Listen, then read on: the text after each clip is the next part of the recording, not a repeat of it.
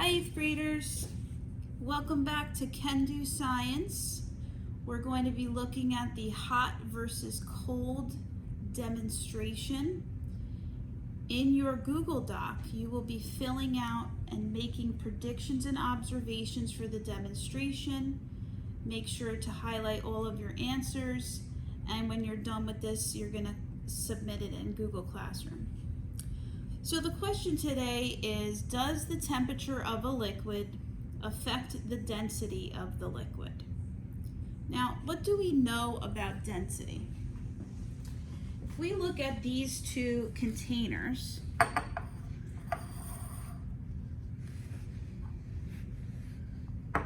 when we're talking about density, we should be looking at how close the particles are in that substance, okay?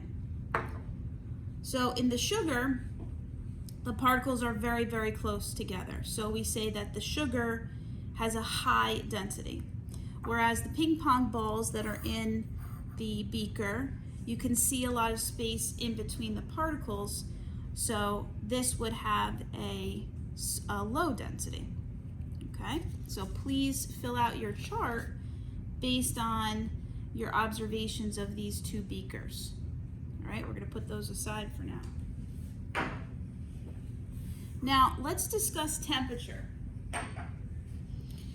So we're going to discuss temperature by talking about not how hot or cold something is, but how fast the particles are moving within substance, okay? And we are focusing today on water of different temperatures, okay?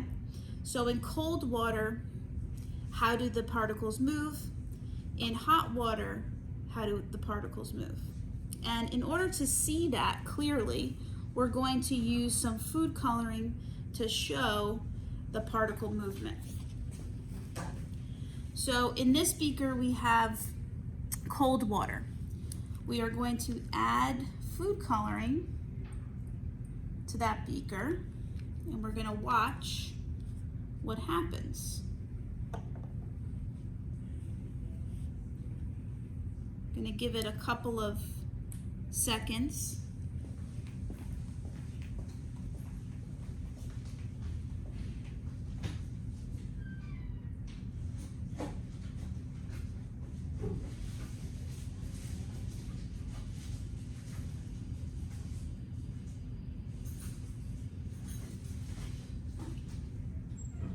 Think about the motion of the particles when you're looking at the blue food coloring. So the motion of the particles would connect with the temperature. Things at high temperatures move quickly, things at low temperatures move slowly. So the blue food coloring, it's pretty obvious it's moving very slowly through the water. So we're going to speed things up by stirring it. That's for the next part of the experiment. Okay, so now let's take a look at hot water.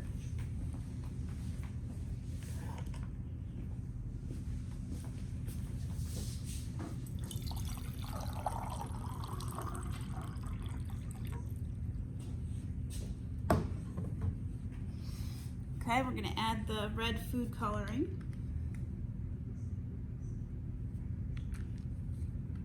We're going to watch the speed at which the red food coloring is mixing with the water. I'm going to actually add another drop in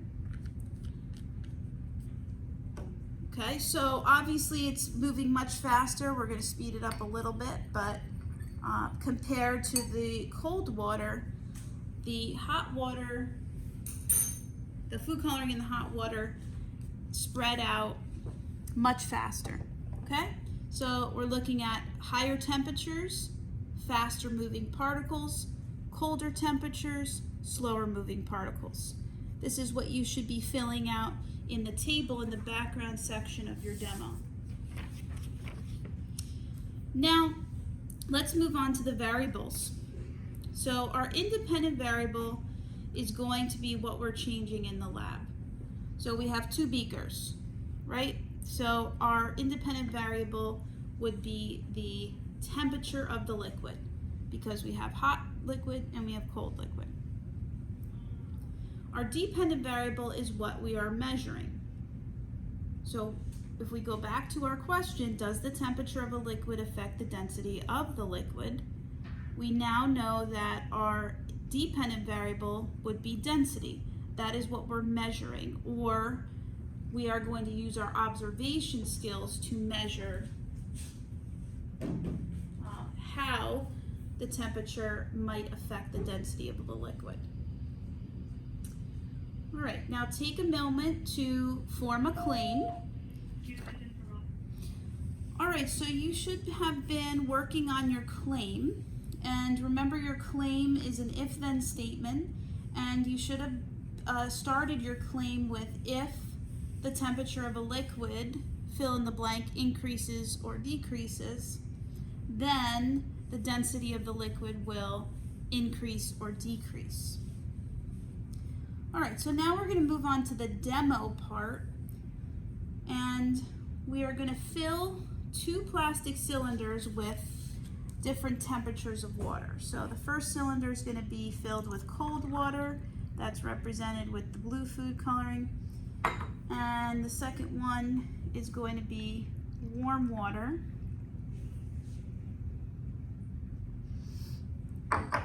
So what I'm going to do is I'm going to invert the cold water over the warm water. And then I'm going to pull the plastic card. But I want you to think about what is going to happen when I remove that plastic card with the 2 liquids. So take a couple of seconds to think about it.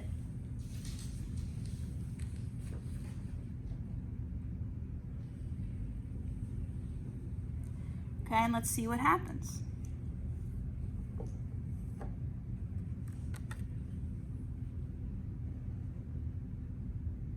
Okay.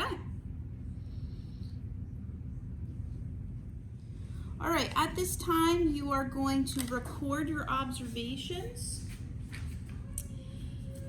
You are going to write your observations in the evidence section in words, and then you're going to move on to procedure step 4, where you are going to double click the image to edit the drawing, and click one of those boxes at a time to select the color to record your observations.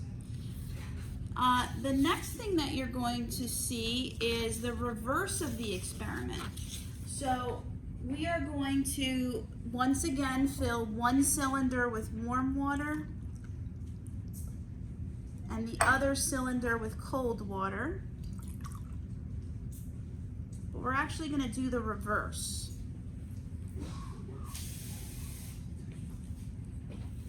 I need a little bit more water here. Okay, so now we're going to invert the warm water over the cold water.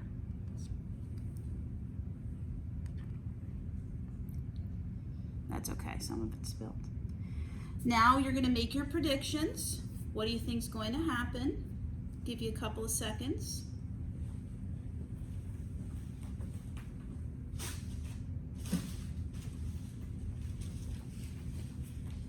All right, let's remove the card. And voila. Now you can write your observations in the evidence section, and you can do the same thing you did with procedure step 4 in procedure step 5. You're going to double click the drawing to edit it and color each of those cylinders by selecting the appropriate color. Wow. How's that happen? It must be magic. Little Miss Douglas humor. Okay, so when you're all done making your observations, we are going to form our reasoning. Why do we think this happens? And what does this have to do with density? All right, think back to what we talked about in the beginning with density and its relationship with temperature and particle movement. So at this time, you are going to write your reasoning paragraph. Remember to use specific evidence. Use your observations to explain the relationship between temperature and density. Hope you enjoyed the video.